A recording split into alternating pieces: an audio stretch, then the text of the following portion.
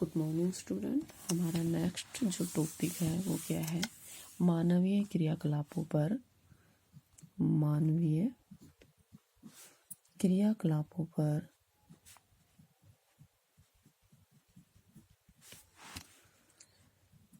पर्यावरण का प्रभाव।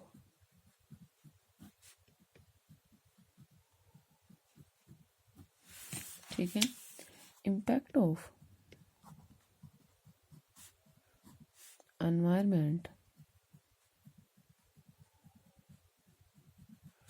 On human activities.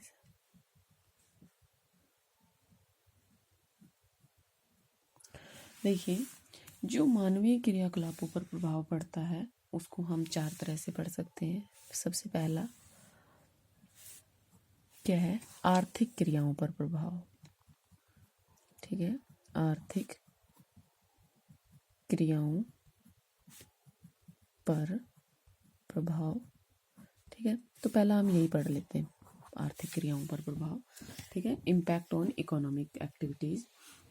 तो आर्थिक क्रियाकलापों पर पर्यावरण का क्या प्रभाव पड़ता है? जो मानव की आर्थिक क्रियाएं हैं, तो मानव की जो सभी आर्थिक कार्य हैं वो भौतिक जो पर्यावरण है उससे प्रभावित भी होते हैं और नियंत्रित भी होते हैं। फॉर एग्जाम्पल, मान लो मानव करता है गैदरिंग, इकट्ठा करता है, तो संग्रहण के लिए वो वन और आखेट के वन मतलब इकट्ठा करने के लिए वन पर, और हंटिंग मतलब आखेट शिकार के लिए वो जंगल और जल संसाधन दोनों की जो पृष्ठभूमि है उसका होना बहुत जरूरी है। जो पशुपालन है वो व्यवसाय स्वाभाविक रूप से घास के मैदानों में ही विकसित होगा। ठीक है। कृषि में जलवायु की भूमिका सर्वोपरि है। ठीक है, प्रत्येक फसल को एक विशेष पर्यावरण, तापमान, वर्षा, आर्द्रता और मिट्टी की जरूरत पड़ती है। अब ऐसा तो है नहीं कि हम मतलब जैसे जलोढ़ मृदा में क्या होता है, जैसे दलदली क्षेत्र जहाँ वर्षा वाले क्षेत्र वहां पर चावल अच्छी तरह से होता है, अगर हम वहां पर कपास उगाएंगे तो होगी नहीं। तो हर तरह के जो फसल होती है उसके लिए एक विशेष पर्यावरण की जरूरत पड़ती है।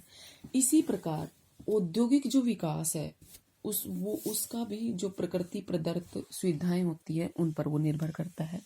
फॉर एग्जाम्पल, जहाँ पर पर्याप्त खनिज होंगे, शक्ति के साधन होंगे, जल होगा, परिवहन होगा और सस्ती श्रम शक्ति होगी, वहीं पर तो उद्योग धंधे स्थापित किए जा सकते हैं। जहाँ पर ये सब चीज नहीं होंगी वहां पर तो उद्योग स्थापित ही नहीं किए जा सकते। मध्य भारत में, छत्तीसगढ़ में खनिज आधारित उद्योगों का विकास हुआ, जबकि मध्य प्रदेश में कृषि आधारित उद्योगों का विकास हुआ। क्यों? क्योंकि इसके पीछे क्या है? भौगोलिक पर्यावरण है भाई। भौगोलिक वहां पर कृषि उद्योग इसलिए कि क्योंकि वहां पर जो कृषि है कृषि के लिए जो फिजिकल वो एनवायरनमेंट है वो अनुकूल है वहां। इसलिए खनिज आधारित उद्योग, क्योंकि वो जो फिजिकल एनवायरनमेंट है वो खनिजों के लिए अनुकूल है। ठीक है, तो खनिज मतलब जो आर्थिक क्रियाएं हैं उनका भी प्रभाव पड़ता है पर्यावरण पर और या फिर पर्यावरण का प्रभाव पड़ता है आर्थिक क्रियाओं पर। ठीक है, सेकंड आता है हमारा सांस्कृतिक जीवन पर प्रभाव। सांस्कृतिक जीवन पर प्रभाव। ठीक है, इम्पैक्ट ऑन कल्चरल लाइफ। तो पर्यावरण जो है वो सांस्कृतिक विकास की योजना क्या है प्रस्तुत करता है। मध्य युग में मध्य एशिया के जो कबीले थे वो कई कबीले कैसे थे? लुटेरे थे। जैसे हुण है, शक है, मंगोल, तातर और यवन। ये क्या करते थे? जो घुमक्कड़ जीवन है वे व्यतीत करते थे और हिमालय के दर्रों से क्या कर गए थे? भारत में आ गए थे।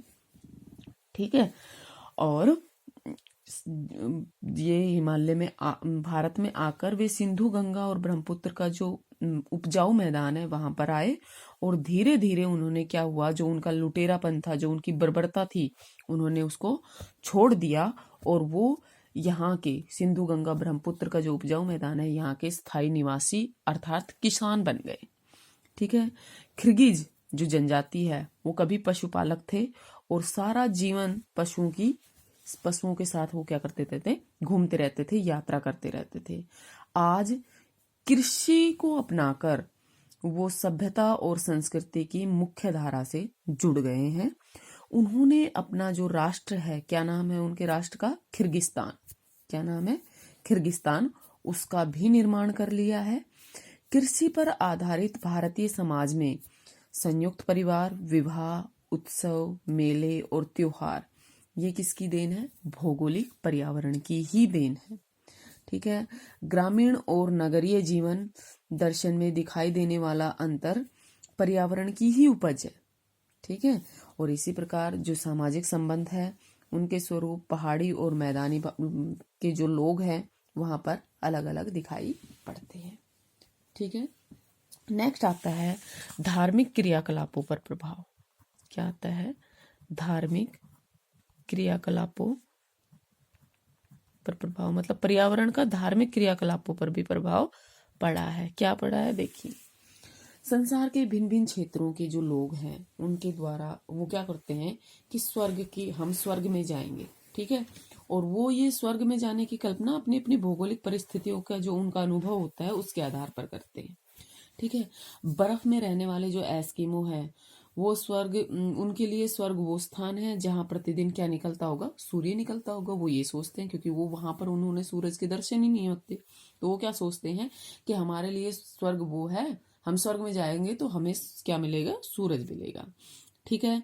जो ज्वालामुखी क्षेत्रों में रहते हैं, गर्म ज्वालामुखी क्षेत्र में जहां वो हमेशा धधकते रहते हैं, वो क्या सोचते हैं कि हमें क्या मिलेगा, वो क्या है, वो सूरज मांग रहे हैं।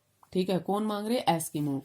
लेकिन अगर हम अरब के जो बद्दूर जनजाति है उनसे पूछे तो उनके लिए वो जो गर्मी है, वो जो उनको सूर्य मिलता है वो क्या है, नर्क है। अब देखो उनके लिए वो स्वर्ग है और उनके लिए वो क्या है, नर्क है। ठीक है।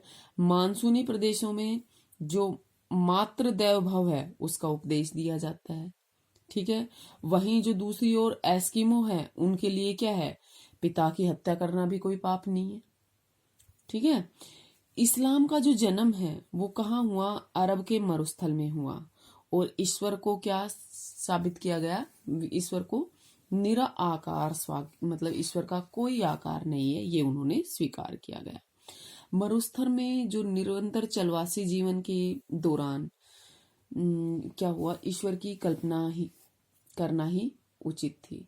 जबकि भारत में जो विकसित धर्म है उनमें विभिन्न देवी देवताओं और मंदिर में जो मूर्ति है वो स्थायी जीवन की देन है। ठीक है। चलवासी जीवन के दौरान वो क्या है, निराकार ईश्वर की कल्पना है। और जबकि अगर हम भारत में बात करें तो मंदिर मस्जिद में जो मूर्ति है वो क्या है, स्थायी देवी देवताओं का। ठीक है।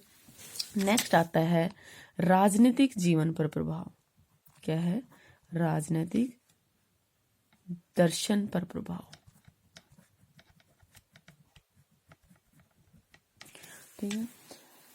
ये भौगोलिक सत्य है कि उपजाऊ क्षेत्रों में जो साम्राज्यवाद है वो पनपता है। ठीक है। जबकि ऊसर क्षेत्रों में जनतंत्र का प्रभाव होता है। द्वीपों में रहने वाले लोग महाद्वीपों के लोगों की अपेक्षा अपनी स्वच्छंदता, जो उनकी स्वतंत्रता होती है, उसके प्रति ज्यादा जागरूक होते हैं। ठीक है। और इसका कारण ये भी हो सकता है कि द्वीप क्या होते हैं, छोटे होते हैं, कम विस्तार वाले होते हैं, और वहां के लोग आपस में क्या है, ज्यादा अच्छे से घुल मिल कर रहते हैं। ठीक है। एक मॉन्टेस्क्यू भूगोलविद हुए थे, उनका विचार था, उन्होंने क्या कहा कि गर्म जलवायु पूर्वी देशों में धर्म, रीति रिवाज और विधान की स्थिरता को बनाए हुए हैं। क्या कहा उन्होंने कि गर्म जलवायु पूर्वी देशों में धर्म, रीति रिवाज और विधान की स्थिरता को बनाए हुए हैं। किन्होंने कहा, ये मॉन्टेस्क्यू ने। ठीक है।